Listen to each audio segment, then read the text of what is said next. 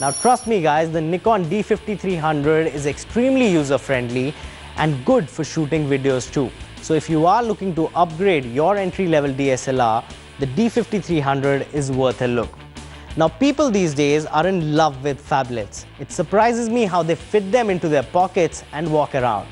Ankit Gupta joins us on this show and he's been using a red brick, which he says is a smartphone.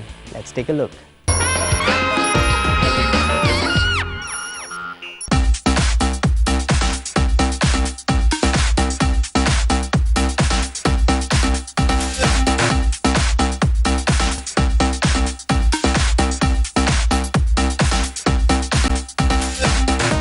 That's right, Siddharth. Let's talk about the elephant in the room. And by elephant, I mean the Nokia 1520.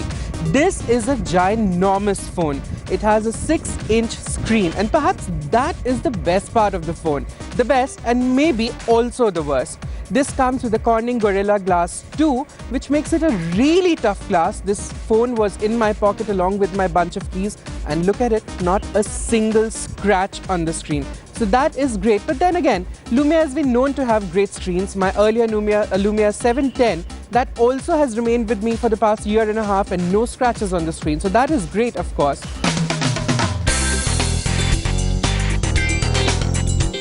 The screen comes with an IPS LCD display which produces great color, and it also comes with the Nokia Clear Black display which enhances the contrast and the colors into the phone. So even in sunlight, you're able to read what if someone sends you a text message.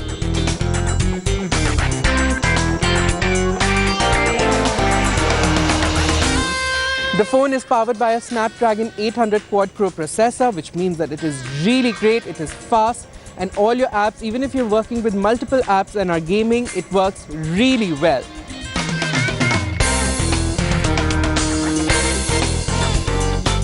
It is a Windows 8 device which comes with a 20 megapixel camera.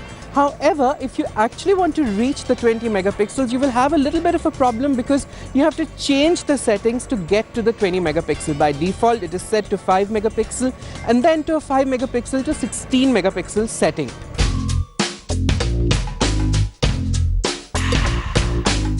The good part about this phone is that it is a Nokia unibody device. The design is great, it's sleek, minimalist, it looks really nice. The other interesting part is that it is loaded with several Nokia apps. It is a Windows 8 device, of course, which means that this has a Nokia ProCam app which is based on the Nokia 1020. But of course, this phone does not come with a 41 megapixel camera. Now the bad parts about this phone. One of the most irritating things I found about this phone was the fact that it has only a nano SIM. Now if you are like me and use multiple phones and you want to change your SIM, this is a very big problem. One of the great parts about this phone is the form factor. It is a 6-inch phablet phone. So of course, it is great for those who love big phones. But here is your big problem. You actually cannot hold this phone for a long time in a single hand. You have to use the other hand. So talking on it is a problem. And the other big problem, where do you put a 6-inch phablet in your pocket? There are no pockets which accommodate this bigger phone. So carrying it around is an issue.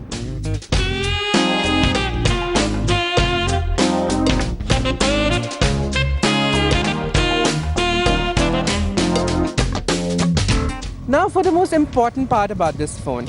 It is priced at almost rupees 47,000. A Windows 8 device with an average camera. I don't know why I would spend 47,000 rupees on this phone when I can get a Nokia 1020 which has a 41 megapixel camera, the best camera phone in the market today. So now I don't know why Nokia came out with this phone, but then for those of you who love giant phones, this perhaps is the pick.